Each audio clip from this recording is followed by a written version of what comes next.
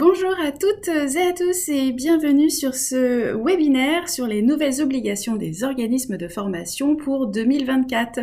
Alors la particularité de ce webinaire, c'est qu'il est en simuli live, ça veut dire que j'ai préenregistré cette présentation que vous voyez à l'écran et par contre je suis avec vous pour le coup pendant 45 minutes en direct au niveau du chat.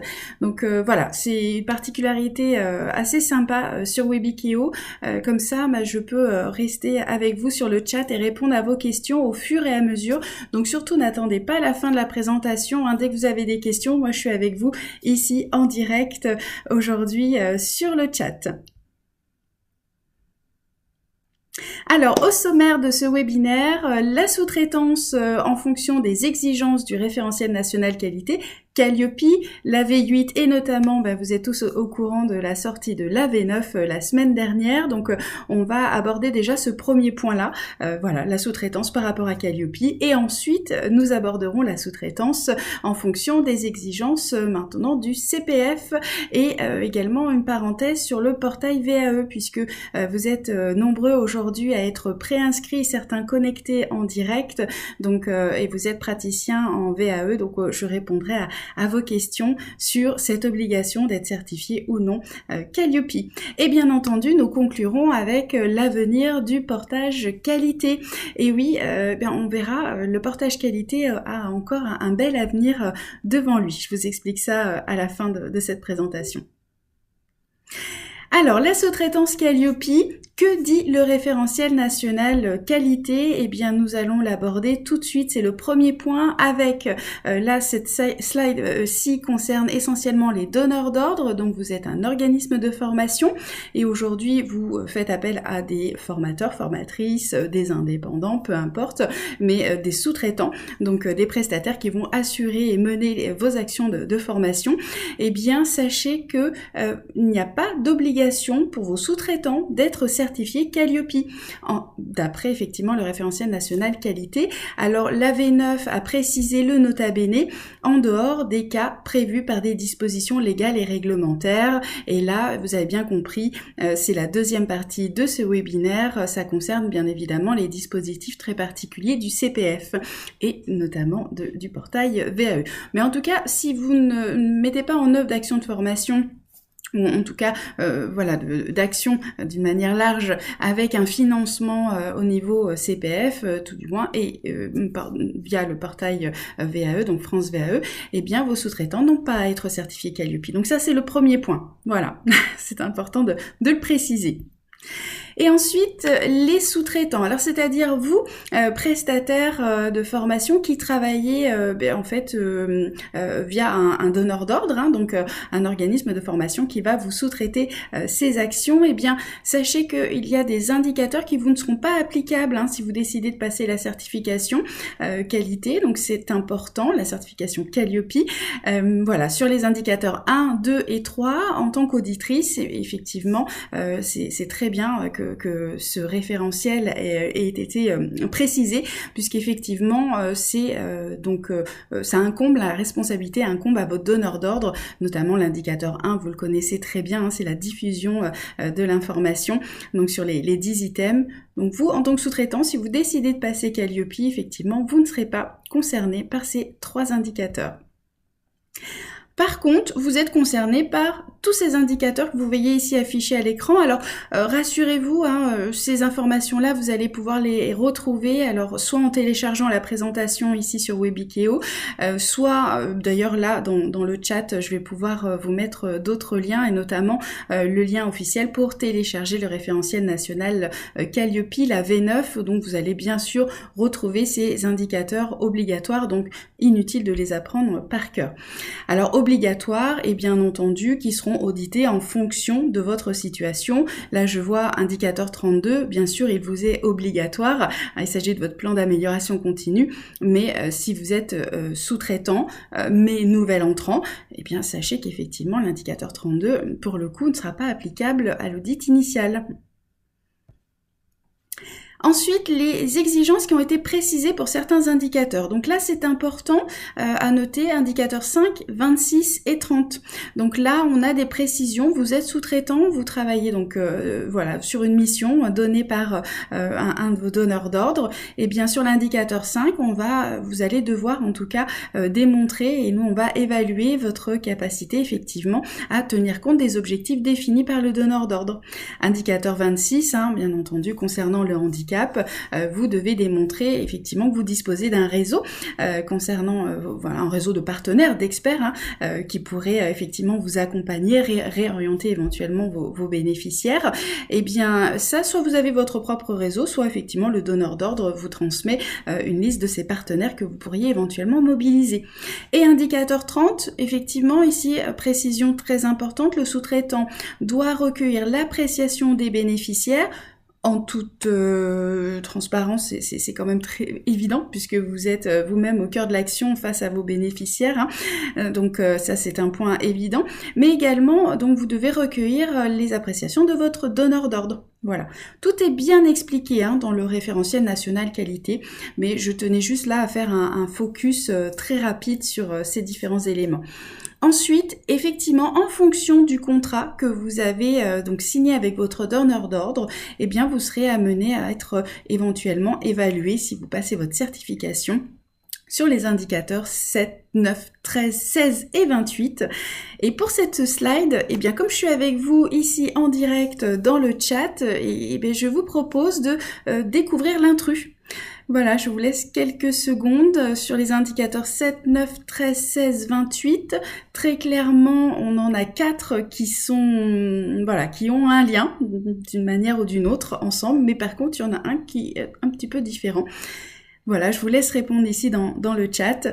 Et d'ailleurs, je donnerai la réponse de l'intrus dans le chat. Voilà, comme ça vous conduit à communiquer avec moi, puisqu'encore une fois, je le rappelle, ce webinaire la présentation a été préenregistrée, mais moi, je suis avec vous en direct dans le chat.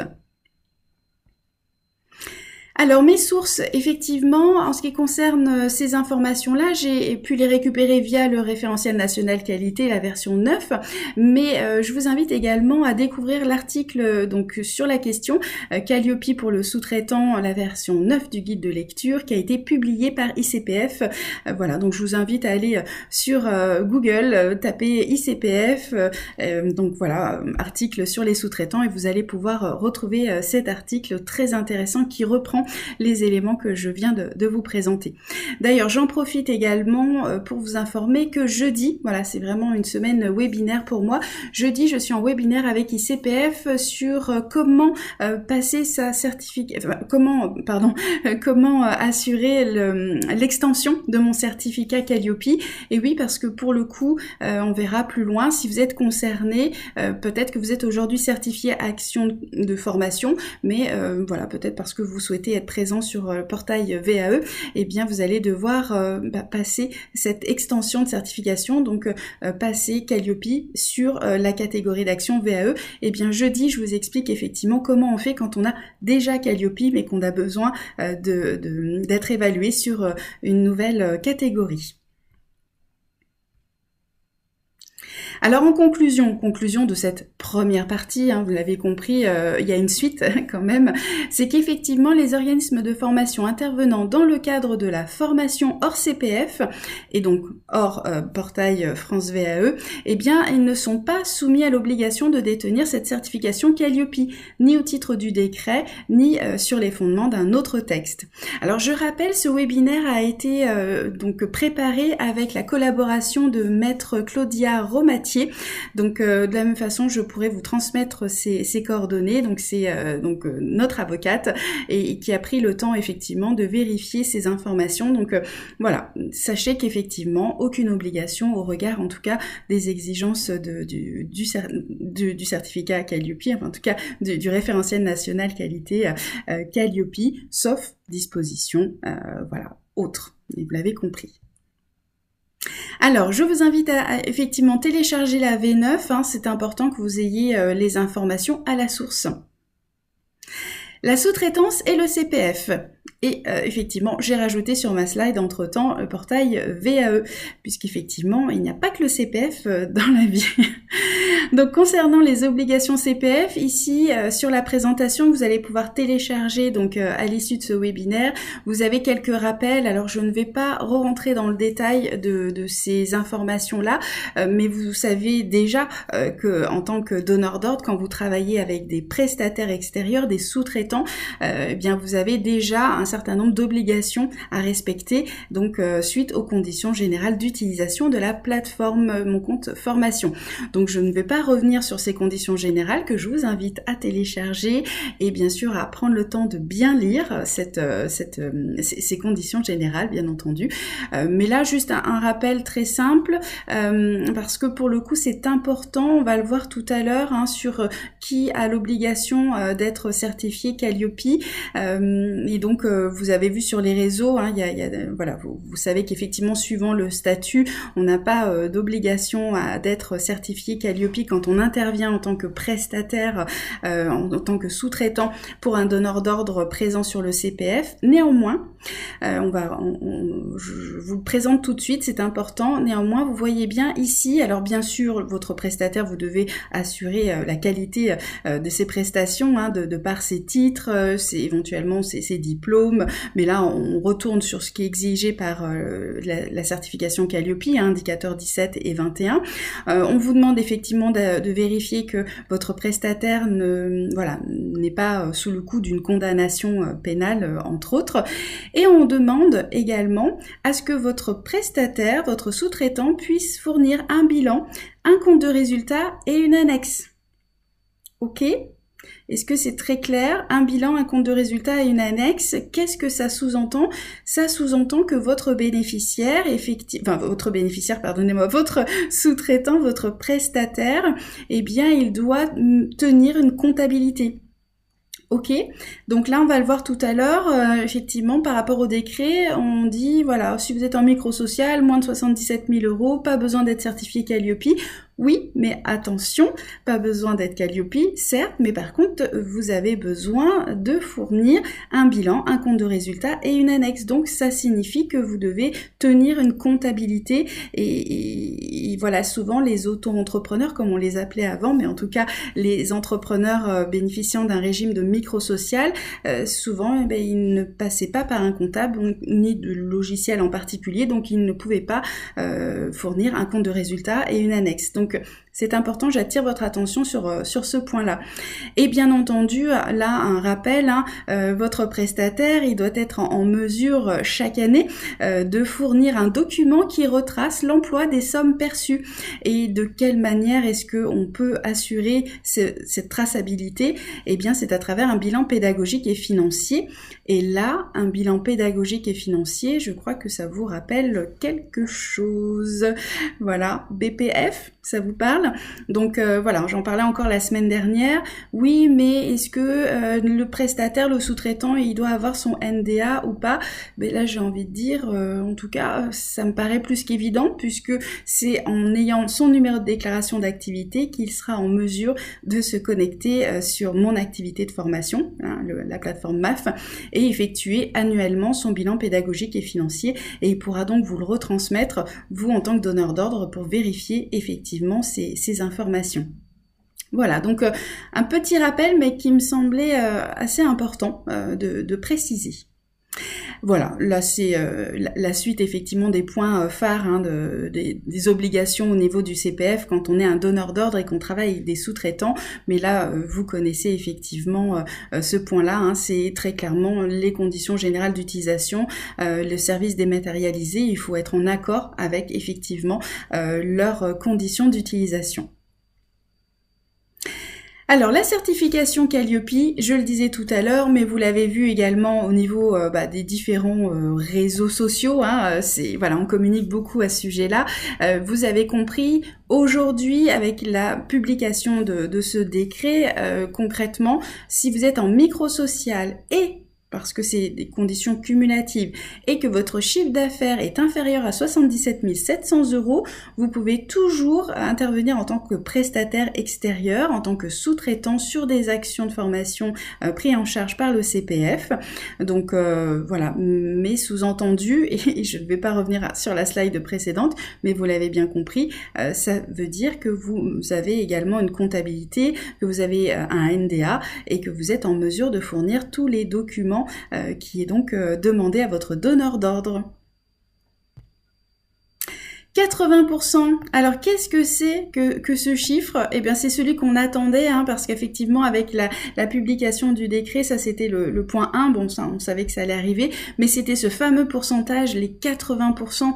On s'est dit mais comment est-ce qu'on va pouvoir travailler avec nos prestataires et nos sous-traitants en externe? Eh bien, en tant que donneur d'ordre, puisque ce chiffre, je le rappelle, ne concerne que les donneurs d'ordre, donc là je l'ai bien mis au niveau de ma présentation tout en bas, aucun plafond n'est imposé aux sous-traitants aujourd'hui, donc c'est important de le noter. Par contre, vous, organisme de formation, donneur d'ordre, vous avez l'obligation de mener au sein de votre organisme de formation au minima 20% du chiffre d'affaires généré par le CPF. Donc voilà, vous ne pouvez sous-traiter que 80% de votre chiffre d'affaires issu de la plateforme du CPF. Donc voilà, c'est très important de bien comprendre effectivement à quoi correspond ce chiffre. Donc 80% de sous-traitance donc à des prestataires sous-traitants en externe. Votre organisme, lui, doit bien sûr rester un organisme de formation et donc mener en direct au minima 20%. Et 20%, j'entends bien, c'est 20% du chiffre d'affaires total généré via le CPF. Ça n'inclut pas votre autres sources de chiffre d'affaires. Alors j'espère que c'est clair pour vous, mais je vous le rappelle, aujourd'hui je suis en direct dans le chat, donc posez toutes vos questions, donneurs d'ordre, éventuellement professionnels aujourd'hui en sous-traitance, je suis là pour répondre à vos questions au fil de l'eau, donc n'attendez pas la fin de la présentation, je suis là pour vous, profitez de ce temps, on est ensemble pendant 45 minutes, donc voilà, je suis 100% disponible pour répondre à vos questions. Et concernant la VAE, alors effectivement, là c'est une information que j'ai fait vérifier par notre conseil, donc qui a eu la gentillesse de préparer avec moi ce webinaire, cette présentation. Donc là c'est très clair, il est bien spécifié. Voilà l'article qui vise expressément la personne qualifiée AAP, c'est-à-dire qu'effectivement l'architecte accompagnateur de parcours qui souhaite être présent et accompagner un public passant par le portail VAE, il doit être directement certifié Calliope. Alors aujourd'hui, on attend, voilà, c'est bien noté, un arrêté précisant les nouvelles dispositions donc introduites par le décret. Mais sachez qu'aujourd'hui, c'est de cette manière-là que voilà notre conseil, donc maître Claudia Romatier, a donc interprété voilà l'information. Donc c'est très clair. Aujourd'hui, vous faites de la VAE, et bien déjà, vous aviez un certain nombre déjà de prérogatives. Il vous fallait être formé déjà au métier de la VAE, donc tout le monde n'était pas en capacité de pouvoir assurer l'accompagnement, et ça c'était déjà très encadré, mais maintenant vous devez, en plus de votre expertise métier, vous devez être directement vous-même certifié Calliope. Alors encore une fois, je sais que là on a des qualiportés et d'autres professionnels qui sont donc dans l'accompagnement VAE, donc je suis avec vous dans le chat pour répondre à vos questions. Alors, télécharger les décrets, oui, s'il vous plaît. Encore une fois, comme pour la version 9, ce webinaire-là, il est là pour décrypter l'information avec vous. Je suis là pour répondre à vos questions, mais je vous invite toujours à récupérer les informations à la source. Donc voilà, télécharger les décrets dont nous parlons aujourd'hui. À savoir que, voilà, si je n'arrive pas à vous les télécharger directement donc sur Webikeo à l'issue de ce webinaire, j'en profite là, puisque je suis avec vous en direct, direct, je prends quelques instants et je vous ajoute les liens sur lesquels vous pourrez récupérer ces informations, les décrets, les arrêtés et tout ce qui concerne ce que nous venons d'aborder ici ensemble. Alors, quelques dates, donc pour rappel, l'application de la V8, Calliope, hein, la 8e version du référentiel national qualité, l'application est faite à partir donc du 24 janvier.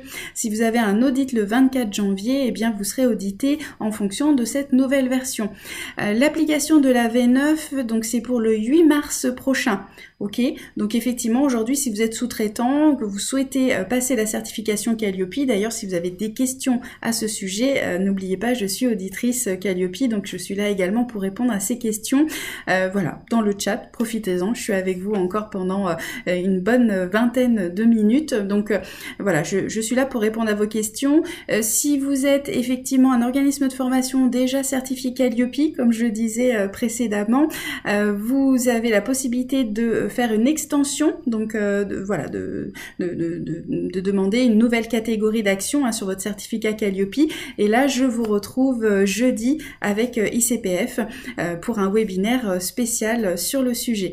Alors, pour ICPF, pareil, je vais essayer de vous mettre un lien directement dans le chat. Maintenant, si vous tapez ICPF webinaire, vous aurez le calendrier de tous les webinaires qui sont prévus et vous pourrez vous y inscrire. Ces webinaires sont bien sûr accessibles en replay. Et en ce qui concerne l'application, donc pour les obligations d'être certifié Calliope, donc pour les sous-traitants qui travaillent sur des actions de formation, donc transmises par des donneurs d'ordre, pardonnez-moi, donc financées à 100% par le CPF, vous avez cette obligation si vous n'êtes pas en micro-social et si vous avez éventuellement plus de 77 700 € de chiffre d'affaires, cette obligation d'être certifié Calliope, c'est pour le 1er avril. Très bien. Encore une fois, je suis avec vous là en direct dans le chat, donc n'hésitez pas.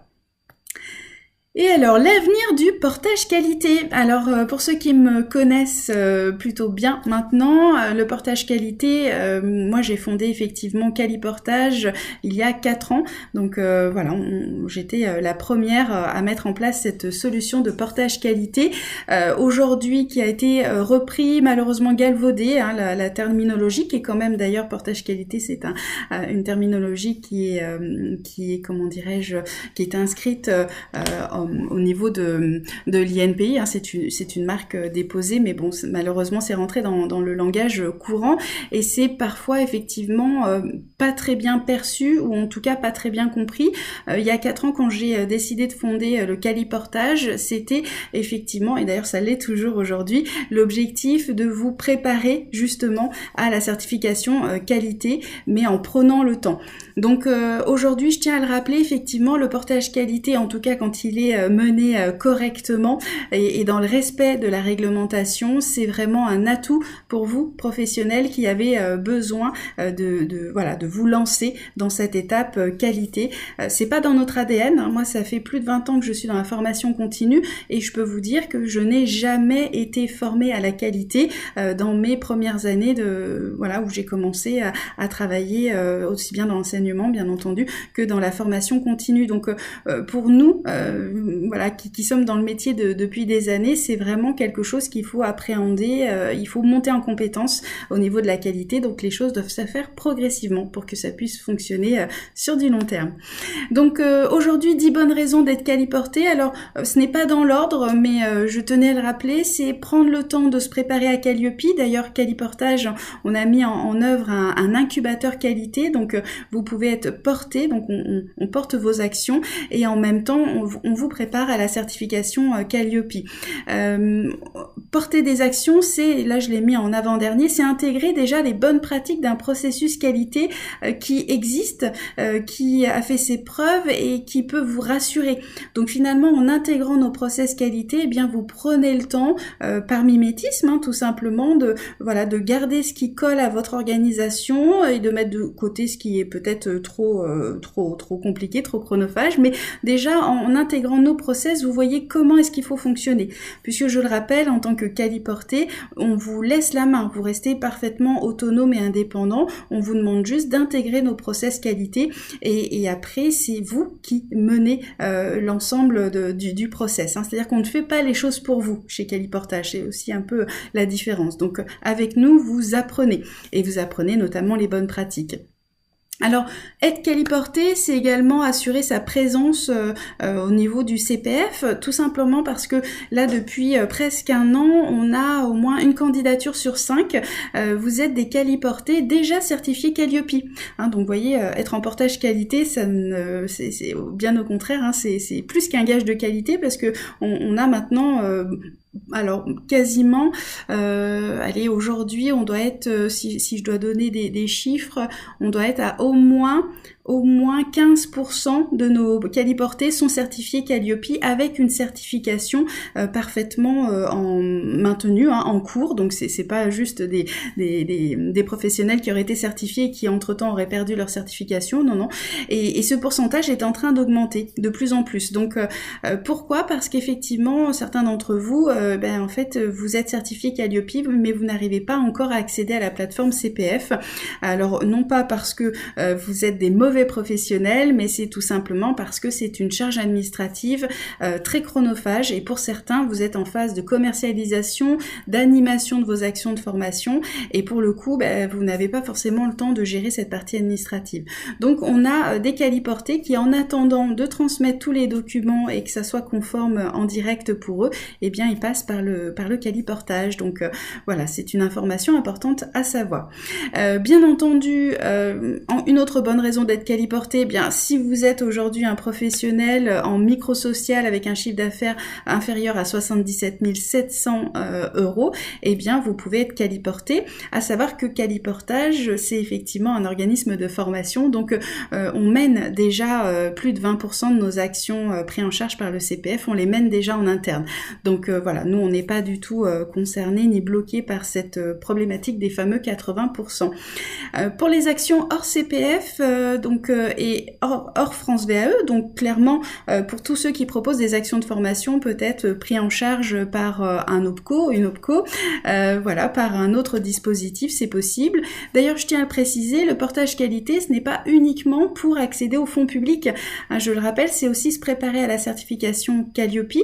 Donc aujourd'hui, on a des qualiportés qui ne font pas du tout fonctionner ni les OPCO, ni le CPF, voilà, mais qui sont tout simplement aujourd'hui qualiportés pour pouvoir être encadrés et déjà intégrer ce fameux process qualité qu'ils mettront après eux-mêmes en œuvre si besoin est à l'avenir en direct dans leur organisation. Donc c'est important que vous le notiez.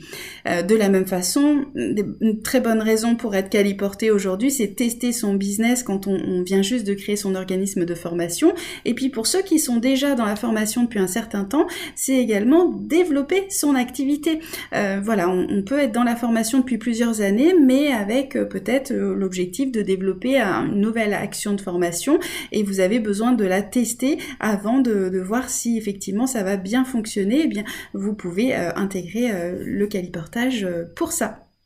Voilà, bien sûr je terminerai par le dernier point, the last but not the least, être accompagné par une auditrice Qualiopi. Alors effectivement, sachez que voilà, moi je suis auditrice déjà depuis un certain temps maintenant, 20 ans d'expérience dans la formation continue, donc je maîtrise plutôt bien cet écosystème-là.